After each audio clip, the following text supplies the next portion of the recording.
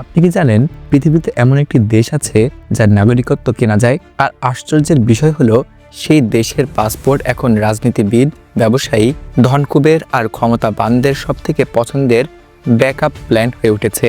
অবিশ্বাস্য মনে হলেও বাস্তবতা হলো দক্ষিণ প্রশান্ত মহাসাগরের ছোট্ট দ্বীপরাষ্ট্র ভানুয়াতু আজ ঠিক এই কারণেই বিশ্বজুড়ে আলোচনার কেন্দ্রে। রাজনীতিবিদ, ধনকুবের আর প্রভাবশালীদের কাছে এই দেশের পাসপোর্ট হয়ে উঠেছে একটি নিরাপদ ব্যাকআপ পরিচয়। ভানুয়াতু দক্ষিণ প্রশান্ত মহাসাগরে অবস্থিত একটি ছোট দ্বীপরাষ্ট্র, যার জনসংখ্যা প্রায় 3 লাখ। আয়তনে ছোট এবং আন্তর্জাতিক রাজনীতিতে তেমন প্রভাব না থাকলেও নাগরিকত্ব বিক্রির কর্মসূচির কারণে ভানুয়াতু সরকার চালু করেছে সিটিজেনশিপ বাই ইনভেস্টমেন্ট অর্থাৎ সিবিআই প্রোগ্রাম। এই কর্মসূচির আওতায় নির্দিষ্ট পরিমাণ অর্থ সরকারি তহবিলে অনুদান দিলে কোনো ধরনের স্থায়ী বসবাস, ভাষা পরীক্ষা অথবা ব্যবসা বিনিয়োগ ছাড়াই কয়েক সপ্তাহের মধ্যেই নাগরিকত্ব পাওয়া যায়। পুরো প্রক্রিয়াটি আইনসম্মত।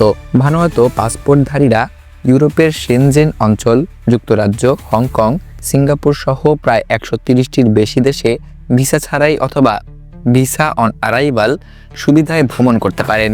এ কারণেই এই পাসপোর্টের কদর বিশ্বজুড়ে দ্রুত বেড়েছে।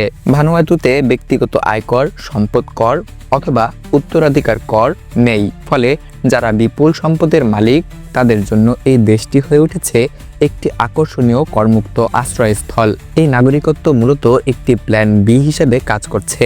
রাজনৈতিক অস্থিরতা, আইনি জটিলতা অথবা আন্তর্জাতিক চাপের মুখে পড়লে বিকল্প দেশ হিসেবে আশ্রয় নেওয়ার পথ খোলা থাকে।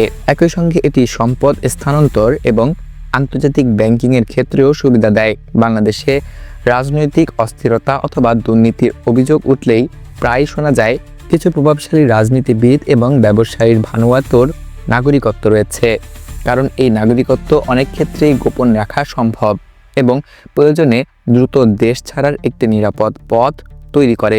ভানুয়াতুর আইনে এই নাগরিকত্ব সম্পূর্ণ বৈধ, তবে বাংলাদেশের আইনে অনেক গুরুত্বপূর্ণ রাষ্ট্রীয় পদে থাকা ব্যক্তিদের জন্য দ্বৈত নাগরিকত্ব রাখা আইনগতভাবে নিষিদ্ধ অথবা জটিল। তাই কেউ যদি গোপনে এই নাগরিকত্ব নিয়ে থাকে তবে তা আইনগত প্রশ্নের জন্ম দেয়।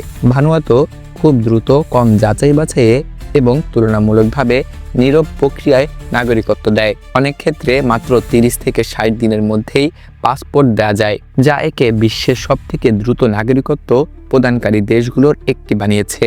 ইউরোপীয় ইউনিয়ন একাধিকবার ভানুয়াতুর এই কর্মসূচি নিয়ে উদ্বেগ প্রকাশ করেছে, কারণ আশঙ্কা করা হয় এই পথ ব্যবহার করে দুর্নীতিবাজ অথবা অপরাধীরাও সহজেই ইউরোপে প্রবেশ করতে পারে। এ কারণে কিছু সময় ভানুয়াতুর ভিসা ফ্রি সুবিধা স্থগিত করা হয়েছে।